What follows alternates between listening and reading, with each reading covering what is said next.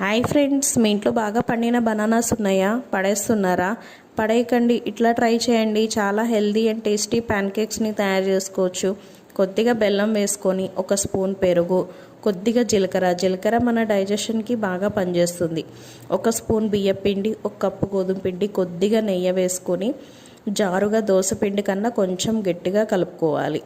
ఒక గంట నానిస్తే pan cakes అనేవి బాగా వస్తాయి.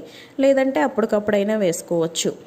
ఈ బాగా పండిన అరటి పండులో మనకి పొటాషియం, మెగ్నీషియం అధికంగా ఉంటుంది. ఇది కొలెస్ట్రాల్ కంట్రోల్ చేయడానికి కూడా బాగా ఉపయోగపడతాయి. మనకి పచ్చిగా ఉన్న అరటిపండులో కన్నా పండుగ అయిన అరటిపండులో చాలా హెల్త్ బెనిఫిట్స్ ఉంటాయి. కానీ పిల్లలు కానీ పెద్దవాళ్ళు కానీ బాగా పండిన అరటిపండును తినడానికి ఇష్టపడరు. కానీ ఇట్లా ప్యాన్ కేక్స్ లాగా తయారు చేయండి, వాళ్ళు చాలా ఇష్టంగా తింటారు.